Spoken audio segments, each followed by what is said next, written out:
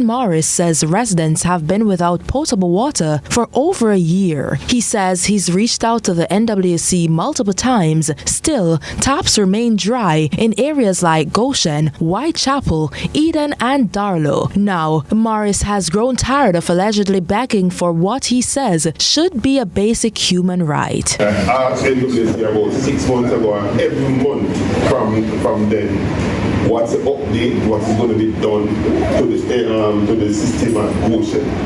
The chairman to this day, there is nothing at all being done. The chairman, the residents are planning to demonstrate, and I would wrong them as a chairman. Alright, so today is my final time. I'm going to come here and ask for it, right? Because I myself will be on the road demonstrating. Morris says Goshen should have 2 water pumps, but only has one that has been out of service for over a year, leaving residents to fend for themselves with a drought looming. A councillor for the Annan Town Division, Delroy Dawson, also weighed in, accusing the NWC of neglect. He says leaking pipes have wasted millions of gallons of water. It's a disgrace, Mr. Chairman. Last week we mentioned about 6. It's double this week. Nothing has been done, Mr. Chairman. Nothing at all. It cannot continue, Mr. Chairman. And we go and block the road and make them know. The road are blocked because of water. When you walk on the road, the students them walk to school and them flash up and rain and fall. Tollgate Division Councillor Godfrey Knight believes water trucking is a temporary fix worth funding, especially in drought-stricken areas. He says it was mentioned in the Prime Minister's budget presentation, but adds now is the time to act. This council cannot provide us as councillors who have drought-stricken areas to provide water for the residents of the drought-stricken areas. It is unbearable, and I believe the Prime Minister and the Minister of Local Government should do something about this situation. And it is also unbearable for me because they are calling me night and day in terms of trucking of water. Meanwhile, Council Chairman Joel Williams says letters have been sent to both the local government and water ministers, and he'll be following up to ensure the issue is addressed. Shante McNeil, CVM News. Tempers flared in western Westmoreland this morning as a group of Jamaica Labour Party supporters took to the streets in protest following Sunday's internal runoff. We are joined in studio by our reporter Shante McNeil.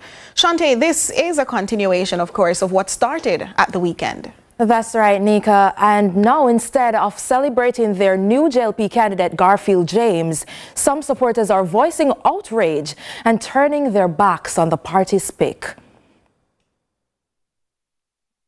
While some Jamaica Labour Party supporters celebrated Garfield James's razor-thin one-vote victory in Sunday's runoff for Western Westmoreland, others were far from pleased. Die-hard supporters of his opponent, Moreland Wilson, are furious, arguing that the runoff was just a tactic to force Wilson out of a seat they say he earned through hard work and loyalty. Ahead of the vote, some vowed they wouldn't back James if he emerged victorious. And now they're doubling down on that promise, staging protests outside of Wilson's office Tuesday morning. And instead of rallying behind their newly selected candidate, they're embracing someone else. Ian, yes, welcome to Westmoreland. Your friend Jerry Curl, the voted PNP, your friend, I tell you, say, welcome to Westmoreland, Ian. The Green Army is adamant they will not be working with James. They believe Wilson is a more deserving candidate, and they're not backing down. We don't know James. Only time we see James Capito, we don't know James. Both councils do nothing here. All them do is come and fight against the member of parliament here. You can have your own division and you lose your division and then you want to take few space in a work so. One of things that JLP can be back again if I saw? No. Half gone so, half gone so. It cannot work. One more land, we say one more land. And if it's not more land, there will be no more vote. Others were even moved to tears, blaming the party's General Secretary Dr. Horace Chang for dividing the base. Mr. Wilson worked very hard. People love Mr. Wilson. If they did not love Mr. Wilson, he would have lost less than that. If Mr. Wilson is weak, put the three of them together. Yes, that's right. And then we let them work together. Why are you separating us, Mr. Jack? Why? But despite rumors that the runoff was designed to sideline Wilson, JLP leader Andrew Holness on Sunday would have rubbished those claims. The party secretariat has taken a neutral stance and has not given favor to any of the two candidates. This exercise has not been set up to put any candidate at a disadvantage, and such views and rumors must end. And as tensions rise within the party, Garfield James remains unshaken. He believes when emotions cool, the JLP will reunite. All those who are engaged presently in a protest are just there to voice their opinions. It's their legal right to do so. At the end of the day, when it is settled, I am sure that we will all come together to work as one. Shante McNeil, CVM News. A mother who claims her son is being bullied and forced out of a primary school has directed her concerns to the Education Ministry. But as you'll hear in this report from Curlin Brown, the school has also reached out to the ministry with a report that the child is the one doing the bullying. I'm a Igline. I'm out in the street like every day just to make a ends meet. Miss, and it hard for know some of my kids. I go to school and there's a problem. Miss, I cannot do it. Want it over and finish, want it done. Well, this mother may have fixed the epaulette on her 9-year-old's khaki for the last time, as she wants to officially sever ties with the primary school located in St. Catherine, where he has been a student since he was 6. Even though she's not discrediting the school, she says she's fed up. What did they allege that he did? Say he's a bully and he always a fight other kids and he beat up other kids. Miss, me not see where that possible. Because me know him. I say if they not trouble him not go trouble nobody. He's a quiet little boy.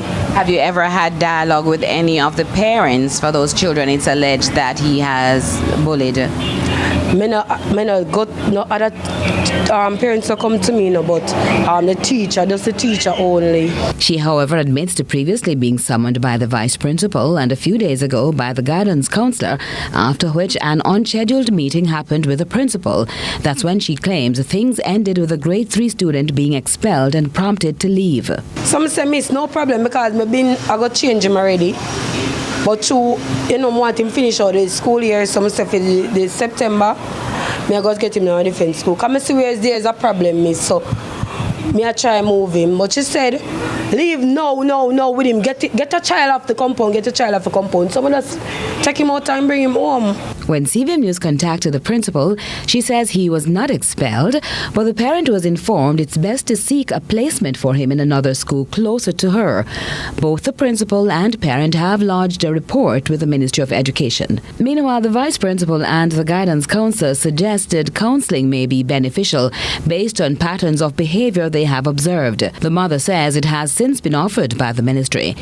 Meanwhile, in a heart-to-heart talk with the mother, it was revealed to CVM News she is a single parent and her son is mindful of issues relating to his dad.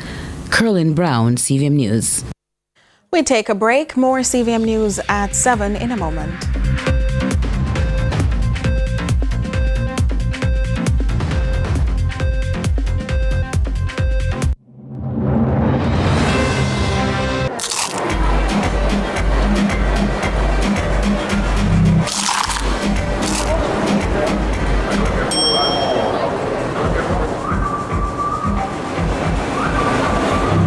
Whatever the crunch you want with KFC's popcorn chicken. Delicious, crispy, irresistible.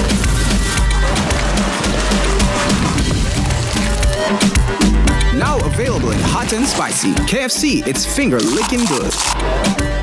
Brunswick boneless sardines. Perfect for snacking. On a cracker. On its own. Snacking made easy. Snacking made healthy. Snacking made tasty.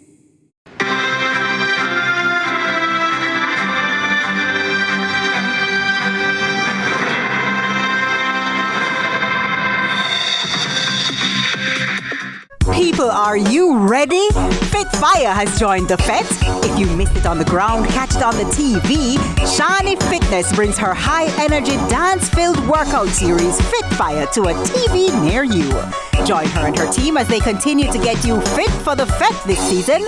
Monday to Friday, 5 a.m. on CVM TV. Fit for Fet, the ultimate workout series, getting you ready for the road.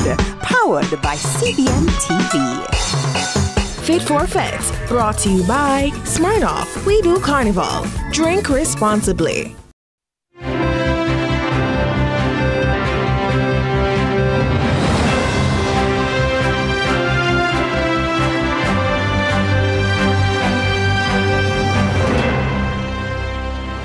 Welcome back.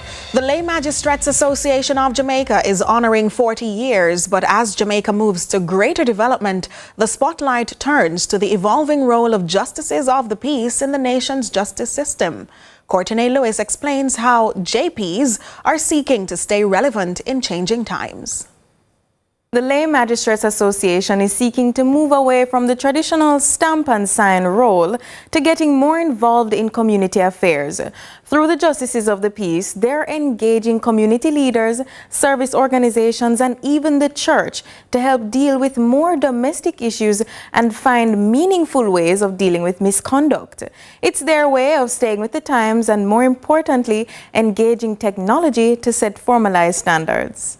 The Lay Magistrates Association of Jamaica is reinforcing its commitment to restorative justice and community development. Vice President Paulette Kirkland says almost 150 individuals, including justices of the peace, clergy members, and guidance counselors, have been trained to deal with conflict resolution, especially in areas plagued by youth violence. So we want to go back to that circle, I think they call it Ubuntu. That circle where we can get people sitting down and talking about things. We are the justices of the peace. We are the person that community members look up to. And so we have to engage with them to ensure that they understand it is not about fighting it out, but it's about talking it out. And how we communicate makes a big difference. Training in trafficking of persons and child diversion is also underway. But the efforts to bolster the justice system are not without challenge. The VP says a disciplinary committee has been formed for JPs who illegally charge for their services. The rights are that you are not supposed to be charged. There's not supposed to be a pan put down on the person that you to put something in this. There's supposed to be nothing of that kind when you are interacting with a justice of the peace. Moreover, JPs struggle with cases of uncertain identity, as what they may know of someone informally may not be legally certified. I know you as Jennifer, and we went to school together, and I called you Jennifer, and then when I'm to do an affidavit on your behalf, I'm realizing now that you're not Jennifer. Now, that is something that, as justices of the peace, what protection, and there are several instances that have gone in the court where the justices of the peace have verified, validated that this person is so, and that is because that was whom they knew them as. As the call for modernization in areas of justice grow louder, Kirkland says the conversation continues about how artificial intelligence and technology increasingly affect legislation and global standards. The LMAJ is a member of the Commonwealth Judges and Magistrates Association. So we need to ensure that those connectivity globally are there so we can learn best practices and we can continue to be relevant in the changing with the various laws and legislation. So, Courtney Lewis for CVM News. A trial date has been set for two prominent medical consultants who were in court today after allegations that one attacked the other nearly 2 decades ago. Attorneys representing the accused have refuted those claims, insisting their client is innocent. Chief of Staff at the University Hospital of the West Indies and renowned neurosurgeon Dr. Carl Bruce was on Tuesday summoned to the St. Andrew Parish Court for allegations in relation to an assault of a then-colleague consultant surgeon dating back to 2007.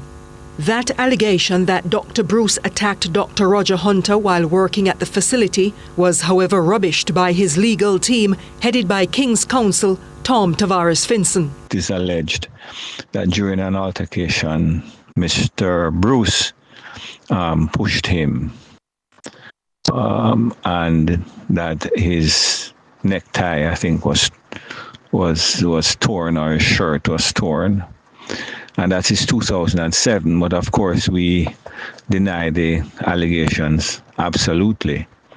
The person concerned is no longer employed to the university and in fact is no longer permitted to practice medicine.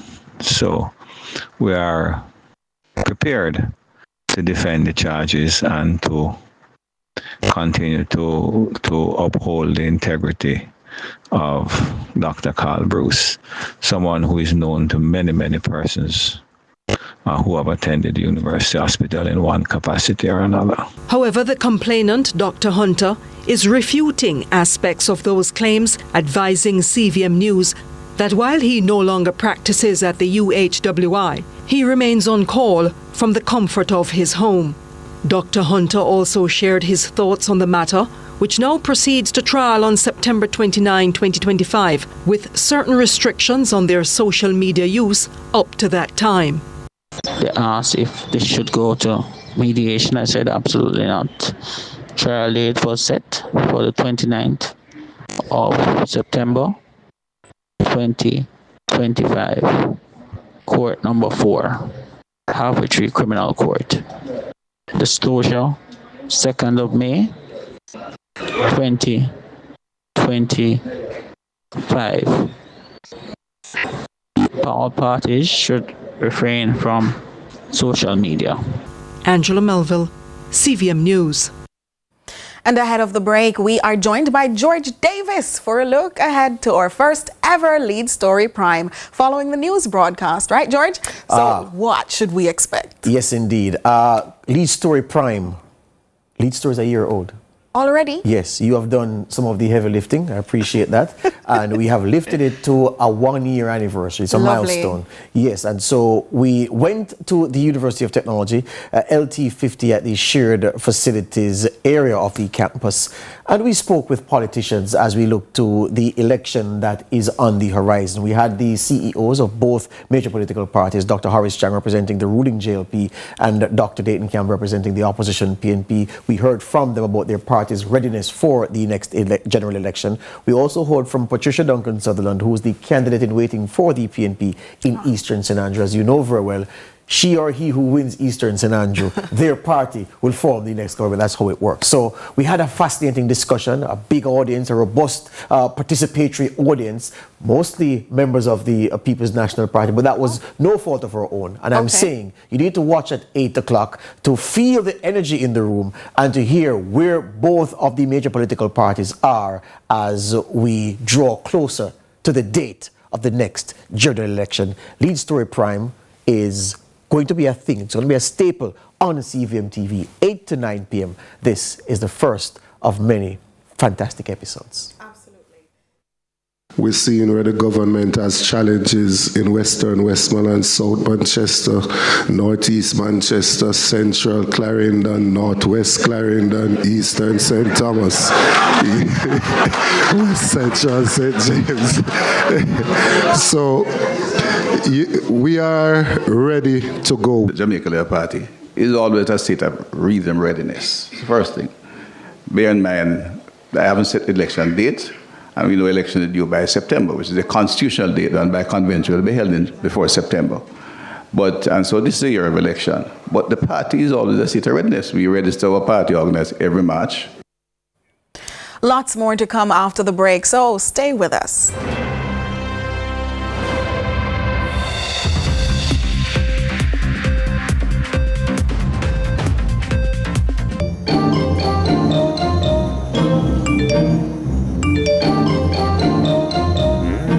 You ever get bun yet?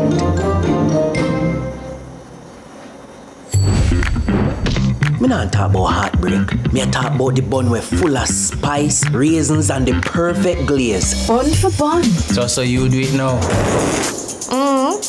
You have to get bun. This Easter, you have to get bun from Mother's Bakery.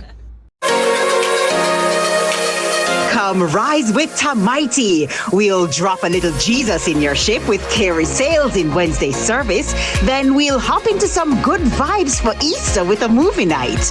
We'll pause to honor the great Monair Sonny T. Zaka. And we'll wrap things up with Wags brought to you by True Pet. You've never seen a sunrise quite like this. CVM TV and live Jamaica Premier League action on a Monday night. A match made in heaven. We call it Monday Match Night. Catch all the hard-pounding JPL Monday night action from now until the end of the season on CVM TV's Monday Match Night. Matchday Mondays at 7:45 to 5 p.m. with rebroadcast Tuesdays at 10 a.m. Nothing else can quite match up. Monday Match Night, powered by Sunshine Snacks and ABC Electrical.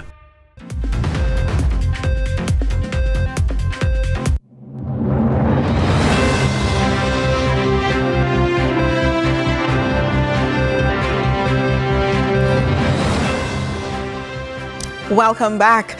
The recent Outsource to Jamaica Investor Conference in St. James was again deemed a success, with government members including the Prime Minister and the Investment Minister remarking on plans to advance to the country's economy. But it was more than just a call to action for those seeking to escape the rising cost of doing business in the midst of a trade war. As a global trade war rages on, Investment and Commerce Minister Senator Aubin Hill notes Jamaica's fortuitous position being among the nations with the least of the tariffs, now at 10%. A crucial pull for investors as he invites the world to outsource to Jamaica in 2025, marketing the country as a Caribbean nation poised for success. We don't make those rules, but boy, the whole world is different, and look at where we are. We used to talk about, yes, we're close to the biggest market in the world, but isn't that important these days? Even more important than you could ever think, because those who are in the same tariff brackets like we are might be producing in Asia or Africa. Look at the competitive advantage we have from the transportation costs that we will bear because we're so proximal to the United States, that biggest market. The logistic hub long spoken of is also appearing less of a mirage, with increasing profitability at a time that Jamaica eyes further growth. The global logistics industry was worth $8.4 trillion in 2021. In 2027, it is expected to exceed 13.7 trillion American dollars. Jamaica ranks among the top 5 exporters to the U.S. East Coast. You need to know that. We operate with a robust ICT infrastructure built to scale, built for speed, and always being improved. We are home to the 7th largest natural harbor on the planet. Kingston Harbor is the 8th busiest container port in Latin America and the Caribbean. The minister also echoed praise for the government's mission of building out a robust economy, while celebrating the record low 3.5% unemployment this year. But that's not all. There's no advancement under the theme of driving excellence at Conference 2025 that will happen without the help of technology. Digital transformation, digital services, upskilling Jamaican with digital skills, financial services, logistics, and ICT will be the driving forces of Jamaica's much richer and better future. Be in that future with us. The combination of constantly upskilling Jamaicans and tying that upskilling with the newest technology, with AI as the new driver, is an economic formula that the Andrew Holness administration intends to employ. Meantime, the investment minister touted other benefits to doing business in the country, especially for master developers. We have 700 odd acres of land right by one of the 7 best ports in the world, by Kingston, to develop. The government is going to take the first 60 acres. de-risk it. We're going to put in everything that we need there, build the customs house for you, and invite other investors to come in and do the same. If you come in as a master developer, this is what we're going to give you. And it's not, you have to know the Prime Minister or the Finance Minister or me. You don't have to know any of us. It's on the website of the Jamaica Special Economic Zone Authority. This is what you'll get, a 50-year lease. Now for a look at what's trending on social media. So, what's up for debate in our social media spaces today? Let's take a look. Dancehall star Shenseea reveals she's been flying solo since November last year, embracing her new title as an independent artist and taking full creative control of her music and career. Here are some of your reactions. At Fiati writes, she's going back to the American side. At Leela_unbothered shares, and now we're going to get amazing music. Her label was trying to change who she was and have her putting out nonsense music. At Hitmaker Hit Gang comments, bigger cheese forget no mama. When a single move, you just let them sign the single. At Joels_Delilah posts, she has gained recognition beyond Jamaica, have talent and know more knowledge of the business. It's harder for women to succeed out here. Let's wish her good luck on this new journey. At Garfield.Smith.7946 adds, sometimes it's better to be more flexible. Now we can get another cartel feature where it all started. At Etanist1 says, just hire the right people and burn up the road. That's what's trending online today. Continue to share your thoughts with us on X at CVM TV and CVM Television on Facebook. I'm Michael Paul. And here's a quick look at what's to come in sports. Well, Nika, of course, Monday match night took place last night, and an intriguing battle between Montego Bay United and Racing United. Well, Montego Bay walked away winners. We'll hear the thoughts of the people involved in that contest. Plus, we're talking West Indies women's cricket, a crucial encounter coming up for them tomorrow. They must win to keep their hopes of qualifying for the World Cup alive. Well, there you have it. Mr. Jordan Fort will join you later with your sports. But for now, we take a quick break.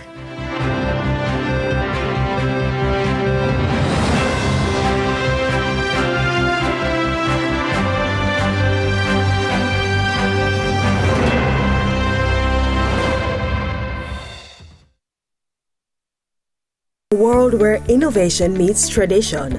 Agriculture is evolving like never before. From the latest sustainable farming technologies to age-old practices passed down through generation, agriculture is precious to me. I love the animals. I don't mind getting my hands dirty. I love working.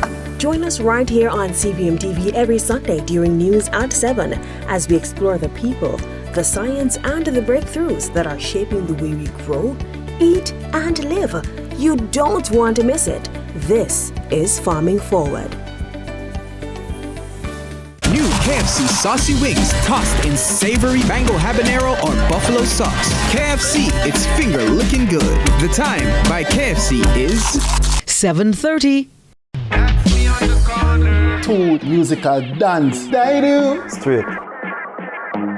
The line of response to a big part of my career. Hot in the club. Bring back the big tune one more time. Immaculate Girls came up with the name Renaissance. Yeah? Yeah. That's something that one that's so hard to spell. Yeah, there you go. Man, I said, jail there in a youth, I want to you. Him a what? Singer? You know how long we want a radio. Vegi, why do you think it was a good idea for going to Gino Jennings' church? Remember, see, beat me on that, you know. No, but it's a funny clip. Me know, man, but we are talking about in a reality. The Cut, brought to you by Flow.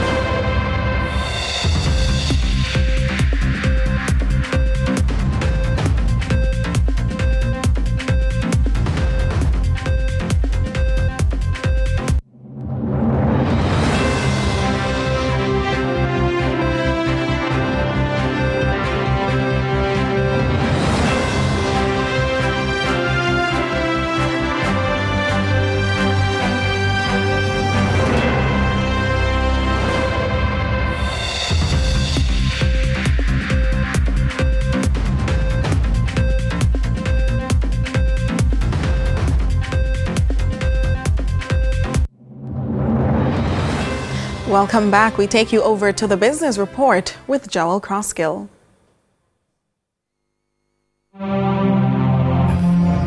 Lots to share with you in the Business Report today, as heads, hearts and hands were joined together in healthy and friendly competition for an initiative designed to nurture and encourage a new culture of adventure within the value-added field of agribusiness. The Rural Youth Economic Empowerment Programme, or REAP, a collaboration between the Heart NSTA Trust and the Jamaica 4-H clubs, supported by the Development Bank of Jamaica, RADA, the UWI, the JN Foundation and the Ministry of Agriculture, staged a national agribusiness pitch competition titled Can You Sell It?, where 12 regional winners from a field of 32 across the island presented their agribusiness concepts to a panel of judges and their peers, encouraged to think creatively, demonstrate market viability, and articulate how their ventures would contribute to agricultural development and national food security. Business and Entrepreneurship Development Manager at the 85-year-old 4-H clubs, Amanda McKenzie, provides an overview. This competition was a first-time experience for most persons who participated at the regional level. And having conducted our own internal survey, we recognize that 88% of the participants had never pitched before. And again, it is about adding value to the program and the persons who are benefiting. Additionally, we found that having gone through the regional rounds, 90% of the participants confirmed increased confidence in seeking funding. They have also gained a better understanding of their businesses and how it is that they communicate their value effectively. While the program itself, through training, technical support, coaching and creative venture financing, increased access to agricultural technologies in order to stimulate innovation, seems to be reflective of the general ambitions of the ministry under which it resides. Today we not only celebrate and award our young agri-entrepreneurs, but we celebrate the movement. And this movement is about changing the perception of agriculture, creating what we call a new face of food, showing that there is so much more to agriculture and so much money can be made in agriculture once you approach it the right way. And that's what we've been trying to do through the REAP program. The REAP program is a commitment to agriculture. It's a commitment to show that we're capable, that we're innovative, and that we are resilient. And since 2016, REAP has truly been a catalyst for change. The winner of the competition had added incentive, with a $1 million award up for grabs. What we have seen is that we've seen confidence, we've seen transformation, we've seen businesses that are keeping families strong come out of this REAP program. And that is why when I spoke at the launch of the REAP program, I thought that we needed to do something more this year. It's very good that we have a builder, that we give them the training, but I did believe that if you give people the opportunity to get a pool of funds that they could put towards scaling their business, that it would bring out the best in them. And to be honest, we have seen the best today. Though the BR can't share each pitch with you, here is what the minister means, as a selection of contestants shared what entrepreneurship in agriculture represents to them. We want to look at providing Jamaican children and beyond Jamaica with products that are really reflective of our agricultural excellence, of our culture, and just an all-around authentic Jamaican experience. Entrepreneurship is difficult. I'm not going to say that it's easy, but it's also very rewarding. It's a very rewarding job. So it doesn't matter what line of entrepreneurship you're in, you have to stick to it. It takes hard work. But at the end of the day, when you see the rewards that you get from it, you'll be proud of yourself for one, and you'll be able to expand and get where you want to be. But you have to stick to it, because in the moments where it gets difficult, you have to have that why factor that drives you on the days that you lose your motivation. You have to have that determination and stick-to-itiveness that comes what may. You're going to push forward and proceed and ensure that this thing becomes a success, and understand that it's a process. It's not a microwave experience. It doesn't happen overnight. So you have to stick to it. Stick to your guns and see it out. You'll be able to smile at the end of the day. So what about the winners? The reality is that we had legitimate tie. So the persons got the exact same points. And we decided that because this is the first year of the competition, it is only right that see that they came up with the same amount of points, that they both get the first prize. And we haggled a little bit about where the money will come from. But as Max says, we can't move without her. One advice I would give the persons who are wanting to get into entrepreneur business is to start. Because you have an idea, don't wait until you get, additional lot of money. Start small and consistently and grow your business. It's better to start than later to start. Trust me, jump in now. There is funding. The minister is finding money for everybody to do what they want to do in agriculture to secure the food production for this country. So jump in now, get started, and who knows, you might just be the next winner of $1 million. And that was your business report. I'm Joel Crosskill. Stay with us for sports with Jordan Fort up next.